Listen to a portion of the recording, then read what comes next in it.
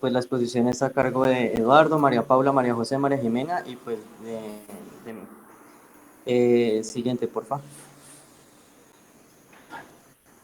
Bueno, entonces lo primero que vamos a hablar es de la definición de la ruptura de prematura de membranas. Básicamente, pues lo que pasa aquí es que hay una salida de líquido amniótico y esto va a ser secundario a una solución como tal de la continuidad de las membranas ovulares, que son pues el amnios y el corion, y esto ocurre después de la semana 20 de gestación y antes del inicio del trabajo de parto. Siguiente, por Exacto. favor.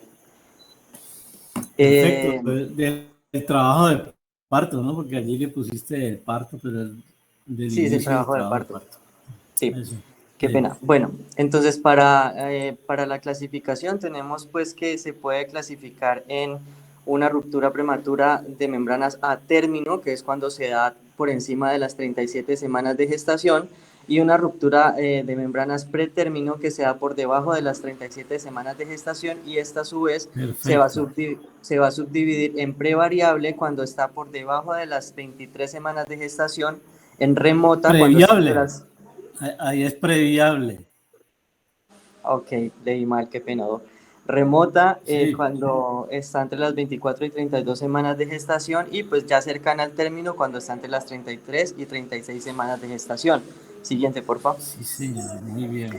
Y pues los principales factores de riesgo para la ruptura prematura de membranas, pues está que haya un antecedente de ruptura prematura de membrana que me va a aumentar el riesgo de que haya nueva ruptura de membrana hasta 3 veces, el estrés, la fatiga ocupacional, cuando hay un volumen uterino aumentado, hemorragia antes del parto, por ejemplo, los sangrados que hay. ¿Y cuáles son los casos en que hay volumen de uterino aumentado?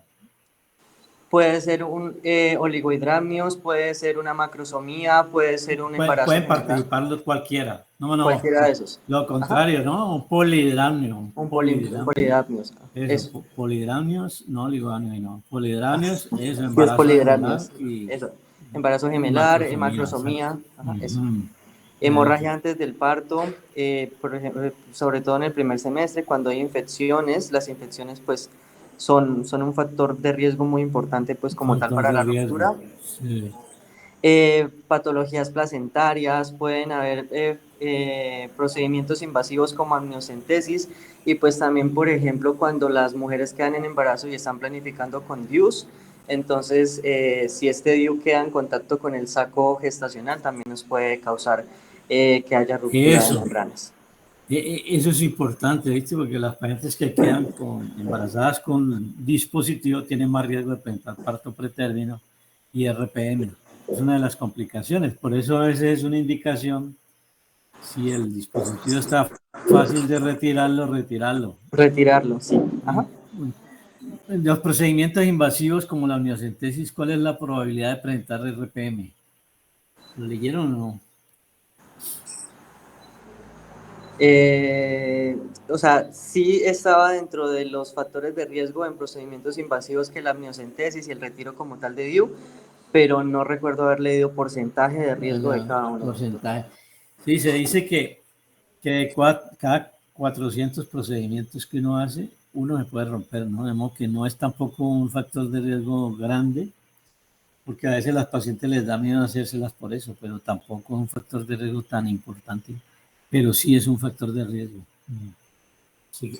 Listo, siguiente. Bueno, aquí vamos a tener la epidemiología y vamos a tener que hay una prevalencia de la María ruptura prematura de Jimena. membrana.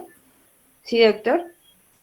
Uh-huh. Sí, De casi sigue. como el 8% de todos los embarazos, como que nos explicaban como en los artículos que encontramos, como que es algo que podemos ver prevalentemente, pero pues va a depender también como lo que decía Luis, como en cómo se va a dividir la ruptura de membranas. Va a producir por lo menos el 3% de los embarazos que van a ser pretérminos, y esto va a tener una relación muy grande en cuanto a la prematuridad, puesto que se ha visto que el 30 al 60% de los bebés que nacen prematuros han sido por una mamá que ha tenido una ruptura de membranas. Sí. Usualmente el 10% de las muertes perinatales van a ser por una ruptura prematura de membranas, pues una ruptura prematura de membranas, ya sea pues por la infección que se dé o digamos por complicaciones durante el parto. o por la prematurez también, ¿no? O por la prematurez del, claro, del claro. bebé. Es muy pequeño, entonces tienen más mortalidad perinatal que los bebés más grandes. Por eso la edad gestacional a la ruptura es tan importante, ¿no? Orientar el manejo y todas esas cosas. Sí, para poder manejar, pues ya sea como manejo expectante o y pues también como la antibiótico-terapia. Perfecto. Y vamos a tener que alrededor por lo menos del 80% de las rupturas prematuras de membranas van a ocurrir, digamos, a término y pues el parto se va a dar en las 48 horas siguientes. Algo importante aquí es que si una mujer tuvo como antecedente una ruptura prematura de membranas en un anterior embarazo, va a tener una incidencia de tener un 13.5% otra vez que en este siguiente embarazo vaya a tener una ruptura prematura de membranas. Eso, ese es un factor de riesgo muy importante, sí. Y como que comparado como a la población total, va a ser como aumentado el valor como de incidencia, un 4.1% de probabilidad de que esa paciente vaya a repetir con ruptura prematura de membranas. Siguiente. Algo súper importante aquí es que nos hablan como hay una teología que es como multifactorial, porque puede ser que la ruptura se dé pues ya de manera fisiológica a las membranas, que usualmente esto sea como a término del embarazo. Sin embargo, pues se ha visto que la ruptura prematura va a estar demasiado asociada a todo lo que son las infecciones intraamnióticas, que van a estar presentes como en el 30 al 60%. Entonces, pues pueden ya ser como infecciones que puedan ser relacionadas tanto hematógenas o por vía de continuidad como una infección urinaria. O también una vaginosis bacteriana, ¿no? Sí, y una vaginosis. Eso es otro factor de riesgo importante para la RPM. Sí, la vaginosis era también un factor importante y pues las infecciones urinarias o las bacteriurias asintomáticas. Eso. Y lo que decíamos que especialmente como poder como determinar la etiología según la edad gestacional de la paciente. Eso, y se dice que la infección es inversamente proporcional a la edad estacional, ¿no? Entre más temprana la ruptura, más riesgo de infección. Entre más riesgo de tardía, infección, más tardía, no se piensa en la infección, sino más que nada como fisiológicamente. Eso. Siguiente. Entonces vamos a ver como los signos y síntomas patognomónicos que puede presentar una paciente que vaya a tener una ruptura prematura de membranas. Entonces, primordialmente lo que se va a encontrar es la pérdida de líquido amniótico. Las pacientes van a referir como que tuvieron una descarga de líquido súper abundante o muchas veces las pacientes no sienten una descarga abundante, sino como por chorritos, lo expresan así como cuando van a consultar. Entonces es súper importante como tener eso en cuenta porque unos pacientes dicen como que sienten que se mojan usualmente entre lo que es la vagina y el periné, y es que están haciendo descargas de líquido amniótico por poquitos, por decirlo así. Entonces, ¿qué van a tener? Una descarga de líquido amniótico que va a ser inoloro e incoloro. Al examen físico se va a realizar con un espéculo súper importante que vaya a ser un espéculo estéril para así disminuir el riesgo de una infección, y el tacto vaginal está contraindicado por el riesgo de las infecciones que pueden haber. Digamos que fíjate que eso es importantísimo, ¿no? Porque fíjate que en los casos que hemos visto, a todas le han hecho tacto vaginal. Sí. Y en realidad eso está contraindicado. El tacto vaginal aumenta el riesgo de infección, entonces está completamente contraindicado. Lo ideal es hacer lo que tú decías allí, una especuloscopia donde uno puede ver el cuello, puede ver la salida, puede ver si hay infección, si hay cosas. Y entonces, digamos, ya para poder pensar si hay una infección concomitante con la ruptura de membranas, tenemos que decir la paciente va a presentar fiebre, abundante líquido, y este va a poder ser con color verde amarilloso o va a tener un olor fétido, y algo importante es que se va a ver comprometido el bienestar fetal. Más que nada vamos a encontrar lo que es la taquicardia fetal, y se puede ver que pues, la monitoría fetal puede verse muy alterada. Claro, esos son signos de infección, pero son signos tardíos, ¿no? Sí, eso es una infección como concomitante a la ruptura tardía. Eso, a la ruptura. Sí, sí.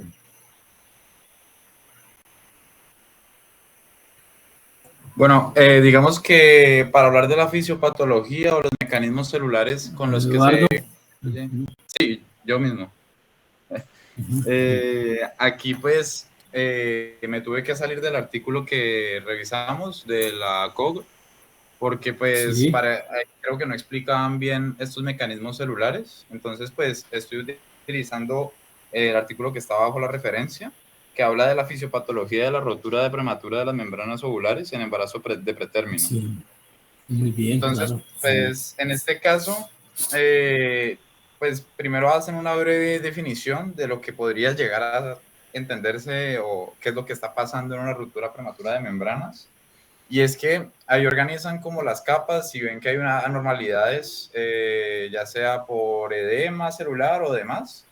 Pero el caso es que estos fenómenos en estas zonas determinan que son fenómenos de apoptosis en este epitelio amniótico. También hay degradación de la fracción ribosomal y pues activación de las metaloproteinasas.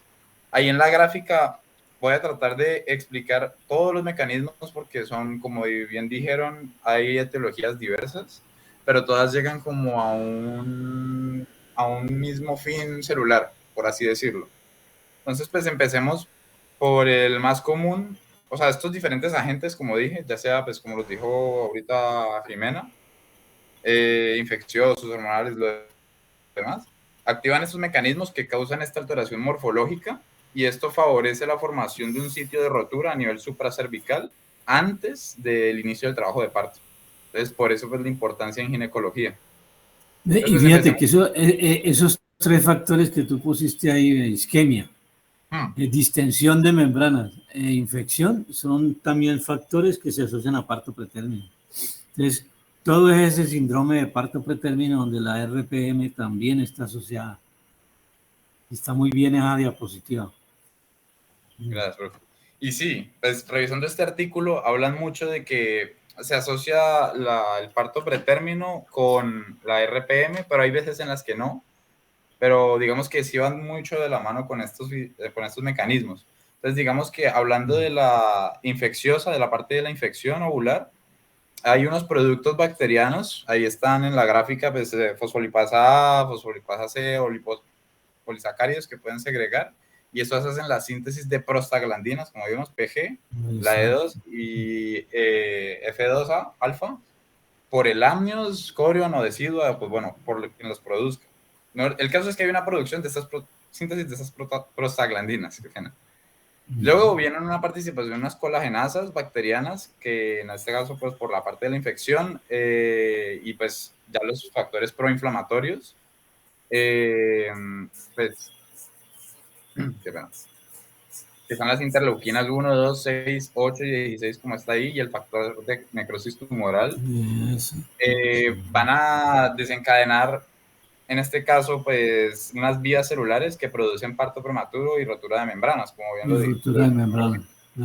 Entonces, ¿cómo vemos el del aumento de la prostaglandina? Por ejemplo, en este caso se activan las metaloproteinasas, que es de lo que estaba hablando ahorita antes, de matriz, que pues ya ahí están los tipos, tipo 9 principalmente, pero pues también hay 1, 2, 7, que pues van a estar, o sea, este aumento de estas interleuquinas, además de aumentar la síntesis de prostaglandinas, pues estas metaloproteinasas, ya voy a explicar el mecanismo más a profundidad, pero pues primero hablando de las prostaglandinas, también favorece la quimiotaxis y activación de leucocitos o de otras células de la línea blanca al sitio de la infección, y esto libera las colagenasas y radicales libres que estaba hablando antes. Entonces, pues digamos que en esta parte infecciosa es muy importante que esta hiperproducción de prostaglandinas desencadena como estas interacciones con estos productos bacterianos, y ya las interleuquinas 1 beta, la interleuquina 6, el factor de necrosis tumoral, ya se va a relacionar con la apoptosis de las membranas ovulares. Entonces, ya relacionando con la apoptosis, que pues es como el mecanismo que yo vi que más asociaban a la explicación de por qué se dan algunos eventos o no, y es que pues estas moléculas activan los genes vinculados a la muerte programada, que pues serían por las proteínas caspasas, las proteasas caspasas, perdón. Y en este complejo de estimulación de estas proteasas, el factor de necrosis tumoral y interleuquina 1 beta y interleuquina 6, como lo ven ahí, se unen a estos receptores específicos, activando la caspasa 8.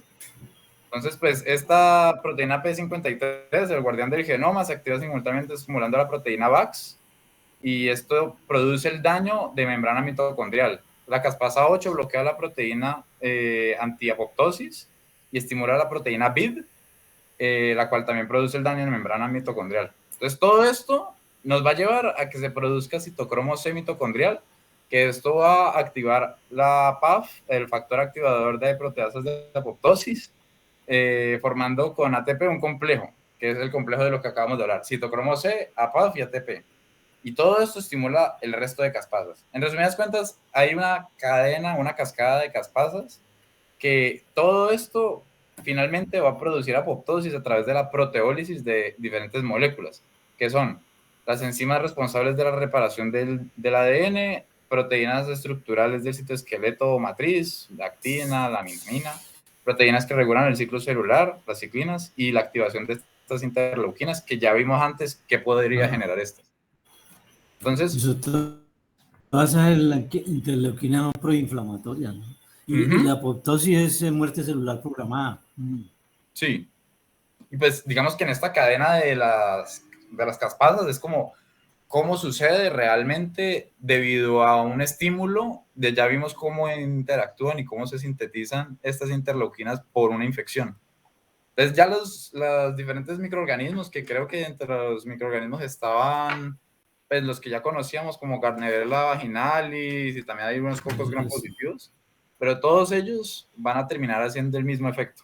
Entonces, pues ya cuando tenemos el factor de necrosis tumoral, pues ya hay dos isoformas que aquí las describen como la 55 y la 75, y cada una va a activar una vía. Entonces, mientras que una va a producir la apoptosis como lo acabamos de ver antes, la otra va a desencadenar una respuesta inflamatoria inhibiendo apoptosis. Entonces, eso explicaría, yo la verdad no lo había visto, pero pues aquí lo documentan y no sé si sea muy relevante, que en parte esto es porque hay pacientes que presentan RPM sin trabajo de parto pretérmino y otras con trabajo de parto pretérmino pero sin RPM.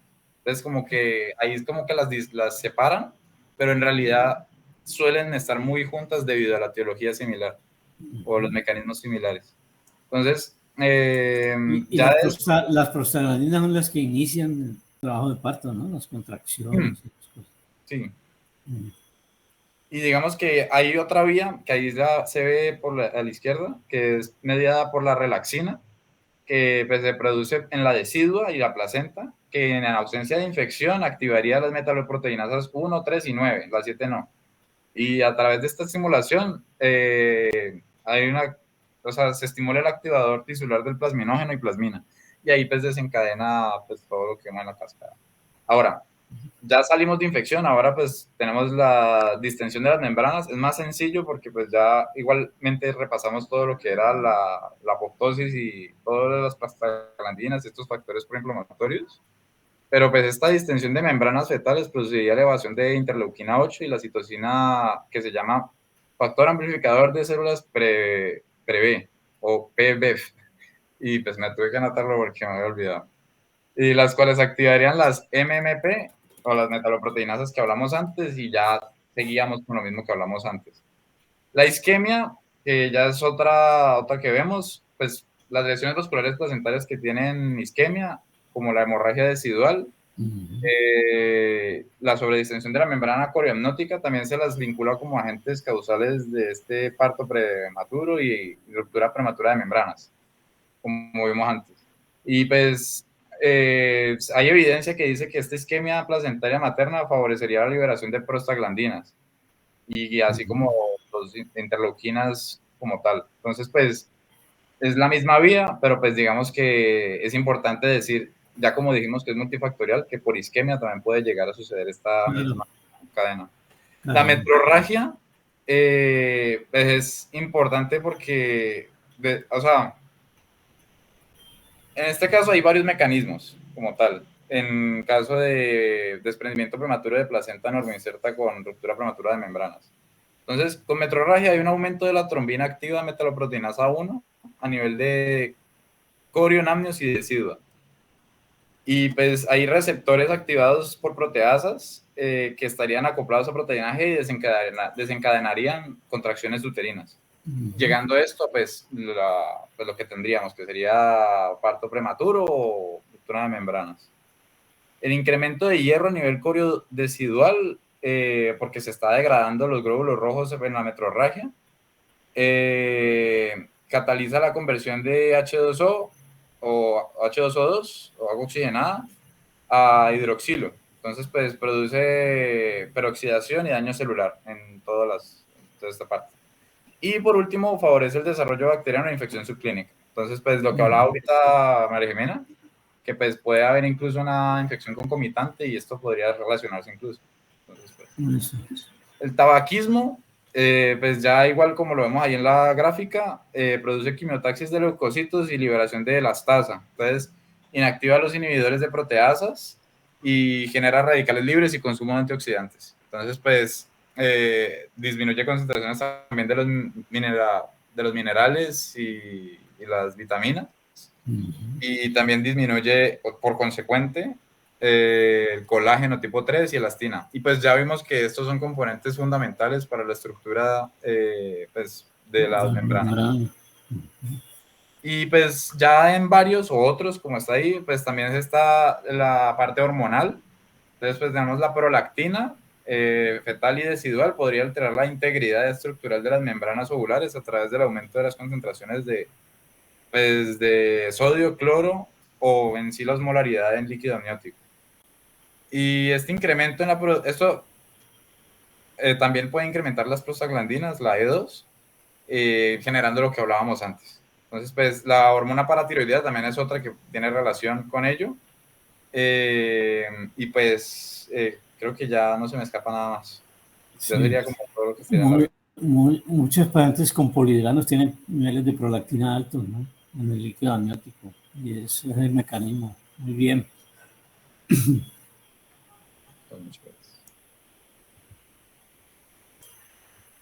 Listo, entonces ya en cuanto al diagnóstico, tenemos que, sí, señor, que la anamnesis y el examen físico es como el gol estándar y pues se debe realizar una buena historia clínica en donde se le pregunte a la paciente en qué momento rompió membranas, cuál es la característica de este líquido, el olor, el color, y también pues en el examen físico, como dijo Maxi, la importancia de la especuloscopia, en donde vamos a poder visualizar la acumulación de líquido amniótico en la bóveda vaginal posterior.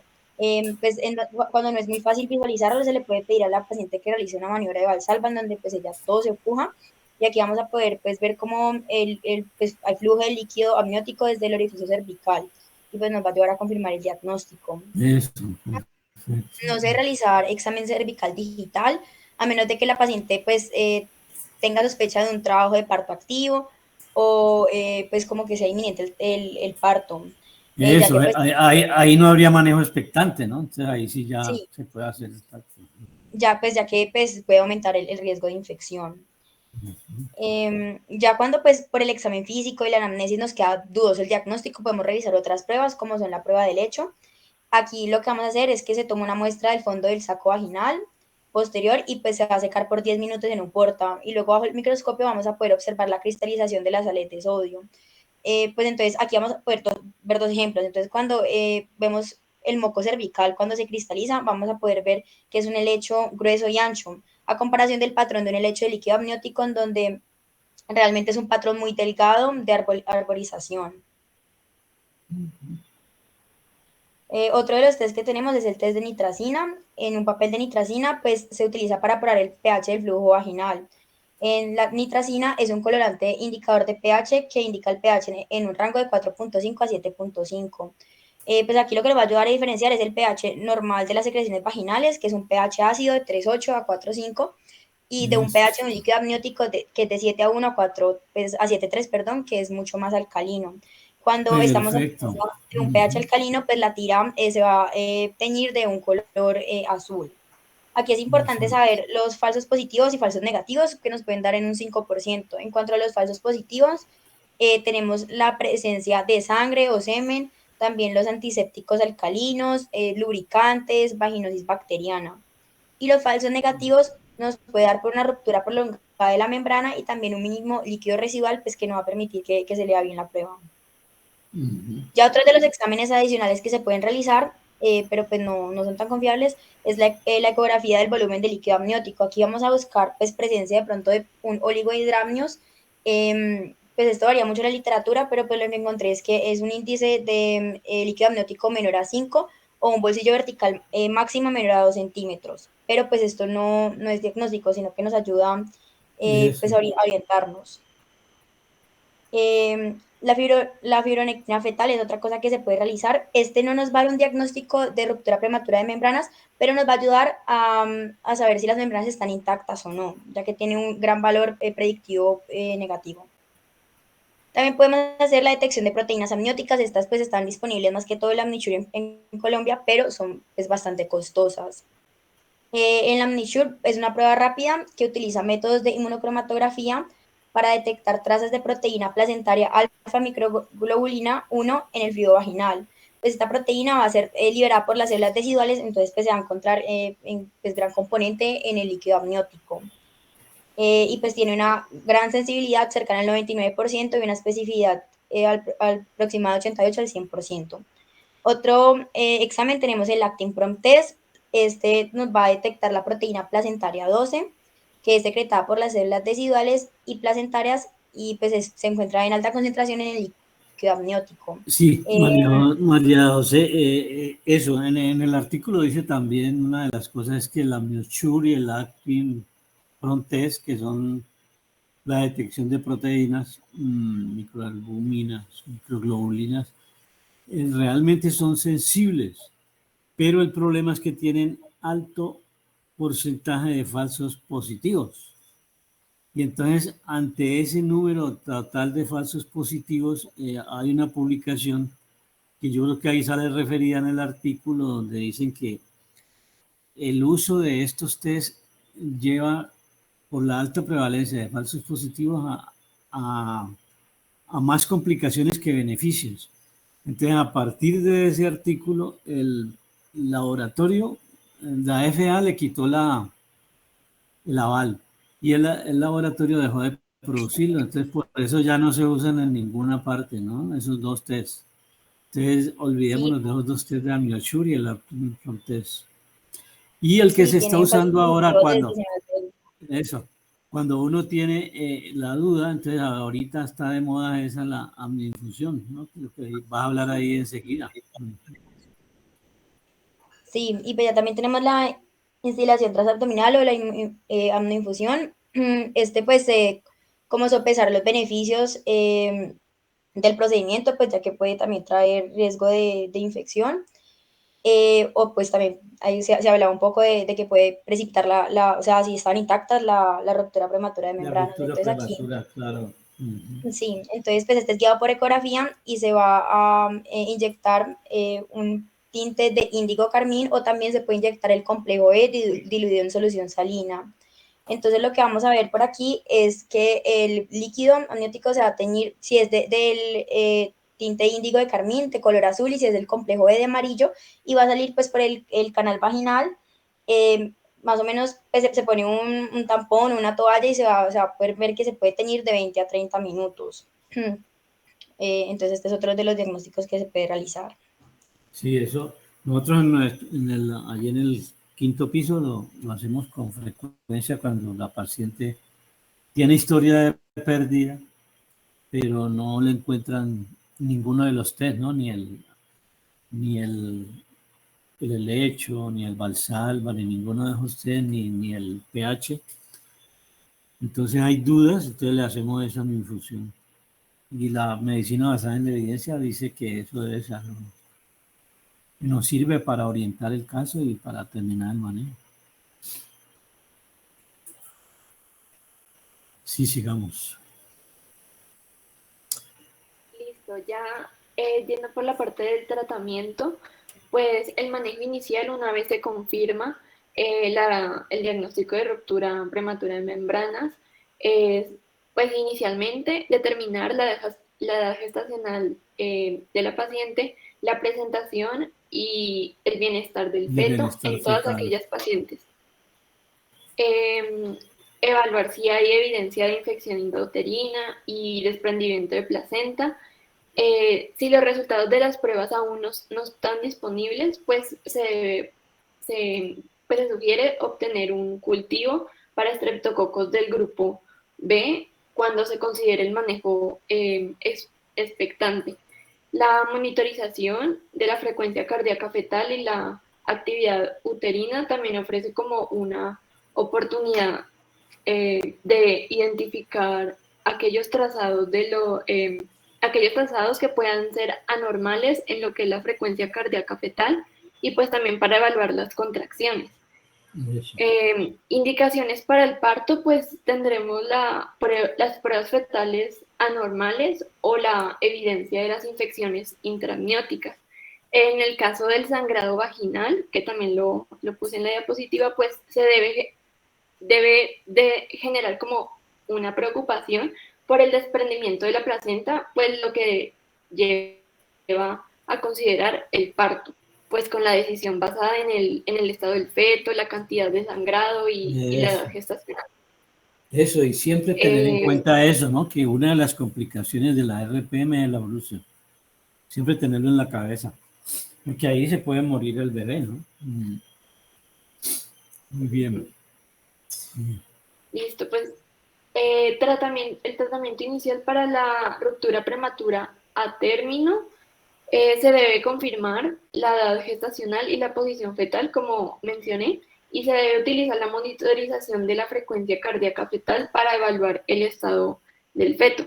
La profilaxis contra el estreptococo del grupo B debe administrarse basándose ya en los resultados de los cultivos previos, o en caso de que no se cuente con cultivos, se basa ya en los factores de riesgo intraparto. Y pues en la guía sacaban datos de un metaanálisis en donde se indicaba que las pacientes con ruptura prematura de membranas a término se beneficiaban más de la inducción del parto en comparación con el manejo expectante. Y la inducción puede ayudar a reducir lo que es la infección en la mujer y el recién nacido, y ya sin aumentar el riesgo del parto por cesárea. Perfecto. Sigue.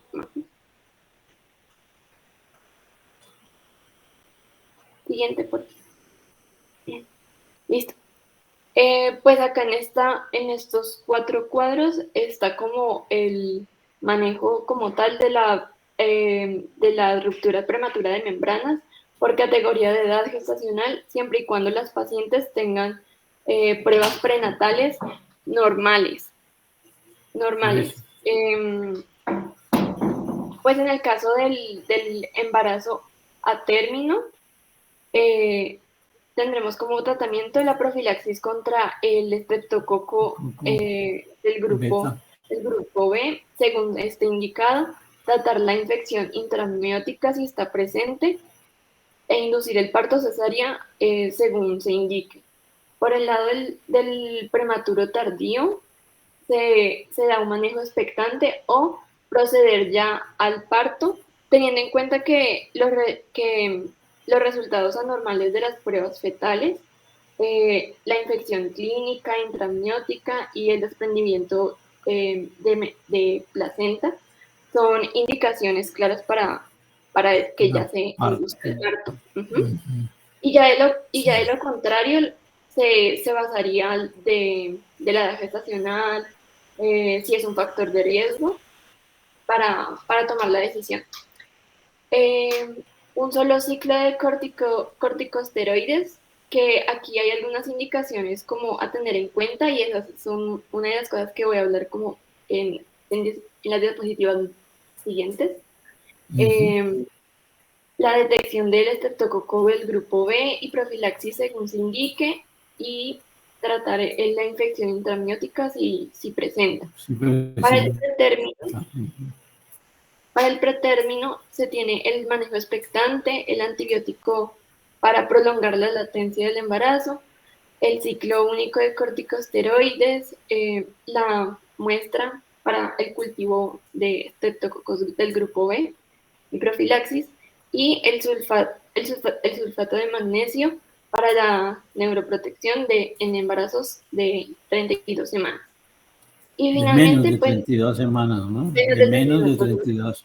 Uh-huh. Y que tengan parto inminente, ¿no? Porque ese sulfato se da es cuando la paciente ya inicia el trabajo de parto. Sí, listo. Y pues finalmente, pues para los embarazos periviables se daría una asesoría a la paciente, un manejo expectante o inducción del parto, según se Eso, indique. en este caso del previable o periviable, es importante que se haya consenso con la paciente, no hay, digamos, un esquema claro de manejo, sino que todo depende de cada caso. Sí, como informarle todas las alternativas que tiene y pues darle como la mejor información. Sí. Considerar los antibióticos más que todo por las semanas 20, y en este caso no se recomienda la profilaxis contra el estreptococo del grupo B, tampoco el corticosteroides, tocolíticos ni sulfato de magnesio. Siguiente. Listo. Pues enfoques generales sobre el manejo expectante. El tratamiento pues generalmente consiste en un ingreso hospitalario con evaluación periódica para detectar lo que es la infección, desprendimiento de placentas, compresión del cordón umbilical, el bienestar del feto y definir si hay indicación para parto. Siguiente, por favor. Listo, sobre los agentes tocolíticos, en estudios se han informado que el uso de la terapia tocolítica se ha asociado con un periodo de latencia más largo y un menor riesgo de parto dentro de las 48 horas. Sin embargo, pues también se ha asociado con un mayor riesgo de coriomionitis en aquellos embarazos que están antes, o sea, que son menores de 34 semanas de gestación. Uh-huh. Entonces, pues, en resumen, en esta parte es que los agentes tocolíticos pueden asociarse, si bien, a una prolongación del embarazo, pero también está asociado a un mayor riesgo de coriomionitis sin beneficio ni materno ni del neonato comprobado. Ni del neonato, perfecto. Uh-huh. Por la parte de los corticosteroides, en ensayos clínicos se han encontrado que estos reducen la mortalidad neonatal, el síndrome de dificultad respiratoria, hemorragias intraventriculares y enterocolitis necrosante. Se recomienda un ciclo de corticosteroides para mujeres embarazadas entre las 34 a 36 semanas de gestación con riesgo de parto prematuro dentro de los 7 días y que no hayan tenido un ciclo de corticosteroides previo. Exacto. Porque, o sea, pues lo que se recomienda y lo que se indica en la guía es que esta administración de corticosteroides deba ser en no menos de 24 horas y no más de 7 días. 7 días. Exacto. Porque la administración como tal prolongada de corticosteroides también se ha asociado a una reducción del peso al nacer y del perímetro cefálico y pues no se recomienda. Exacto. Y las dosis seguidas no las recomiendan. Sí, listo. Bueno, el sulfato de magnesio como neuroprotección fetal, pues se ha demostrado que la administración materna de estos sulfatos de magnesio anticipa el nacimiento antes de las 32 semanas de gestación y también reduce la parálisis cerebral y disfunción motora gruesa del feto. Por la parte de los antibióticos, la administración de antibiótico de amplio espectro prolonga, pues ha demostrado que prolonga el periodo de latencia del embarazo con ruptura, en donde hay ruptura prematura de membranas antes de las 34 semanas, reduce las infecciones maternas y neonatales y reduce la morbilidad dependiente de la edad gestacional. De la edad gestacional. Y según pues, la información que se encuentra disponible, para reducir las infecciones maternas y neonatales y la morbilidad dependiente de la edad gestacional, se recomienda un tratamiento de 7 días de antibiótico de latencia con una combinación de ampicilina y eritromicina intravenosos, seguidos de amoxicilina y eritromicina por vía oral durante el manejo expectante de estas pacientes con ruptura prematura de membrana que tengan menos de 34 semanas. Eso. Y se da una semana nomás. Y ya para finalizar, como otras consideraciones que se tienen en cuenta en la guía, pues se hace la pregunta de si es como recomendable que la ruptura prematura de membranas pueda ser tratada de manera ambulatoria o pues como home care, domiciliaria, perdón, o pues como home care. Y pues básicamente debido a que la latencia de la ruptura prematura de membranas suele ser breve y que la infección puede presentarse repentinamente y el feto además que tenga un mayor riesgo de compresión de cordón umbilical, se recomienda que sea el tratamiento bajo hospitalización, con vigilancia tanto de la madre como del feto. Perfecto. Y pues esto ya lo habían mencionado, pero pues para futuros embarazos, las pacientes con ruptura prematura de membranas previas tienen un mayor riesgo de que puedan tener nuevamente una ruptura prematura de membranas y parto prematuro. Y se debe realizar entonces una historia médica y obstétrica detallada, teniendo importante énfasis como en los antecedentes para tener en mente esas posibles complicaciones que pueda tener en embarazos futuras. Sin embargo, pues hay pocos estudios que examinan las intervenciones para prevenir como tal la ruptura prematura de membranas recurrentes, pero igualmente se debe advertir a las mujeres con partos prematuros previos que los intervalos cortos entre embarazos, particularmente aquellos que son como menores de 6 meses, pueden afectar también los resultados de embarazos posteriores.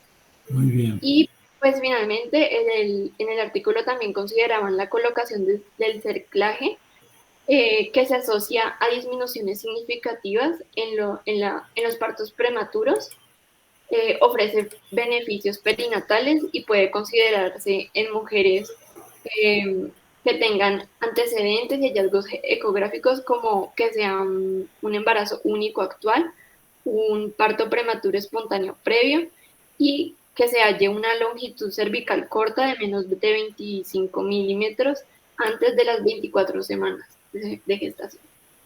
Muy bien. Y el caso más importante para cerclaje es la paciente que ha tenido un parto prematuro, muy prematuro previo, o una ruptura prematura en un embarazo muy temprano. Esas son las indicaciones más claras de cerclaje. Sí, me gustó la presentación. Yo creo que hicieron una buena revisión. Mira, es importante eso, el diagnóstico, siempre los antecedentes, ¿no? De botar líquido, puede ser intermitente o que se le salga así un chorro o que se moje la cama, ¿no? Son unos, digamos, los factores de presentación de estas pacientes que tienen los factores de riesgo. Importante dentro del examen la especuloscopia, como dijeron, perfecto, ¿no? Y evitar el tacto vaginal en cualquier momento porque está la posibilidad de manejo expectante y si va a ser manejo expectante, el tacto vaginal aumenta los porcentajes de infección. En cambio, la especuloscopia o la medición del cervix por cervicometría no aumenta el riesgo de infección. Entonces son datos importantes que tienen que tener en cuenta. Y lo otro ya, clasificarla, ¿no? Si es pretérmino, si es de término. Y si es pretérmino, mirar si es previable o si está en la época entre las 24 y las 34 semanas, que es cuando el manejo expectante es más claro. Y entre 34 y 36 semanas, 6 días, actualmente hay evidencia de que el manejo expectante sirve y mejora el resultado perinatal. Pero hay mayor riesgo de infección intrauterina de la madre, orianionitis, y más riesgo de hemorragia posparto. Entonces, todos esos manejos expectantes después de las 34 hay que consensuarlos con la paciente y hacerle un consentimiento informado donde ya sepan que hay más riesgos para ella y más beneficios para el bebé. Y se toma la conducta de acuerdo a eso. Y siempre usar esteroides cuando entre 24 y 34 semanas. En las que tienen más de 34 semanas, si no han recibido dosis previa de esteroides, se pueden usar una sola dosis, pero hay que tener en cuenta también que los esteroides después de las 34 pueden aumentar complicaciones fetales también, o neonatales en realidad. Y después de las 34 no se dan ni antibióticos ni tocolíticos. Es un manejo expectante sin nada. Entonces me pareció muy buena la presentación, han entendido bien la revisión, la fisiopatología perfecta. No sé si tienen preguntas o comentarios. No, yo tengo una pregunta. Sí. Si, digamos, la paciente, listo, tiene a semana 34 la ruptura prematura, si la paciente está estable y el feto, el bienestar fetal se ve, no hay signos de abducción de placenta, pues, o sea, lo que ahora mencionábamos, ¿se podría llevar hasta las 37? Hasta las 36.6, sí, hasta las 36.6 se puede llevar.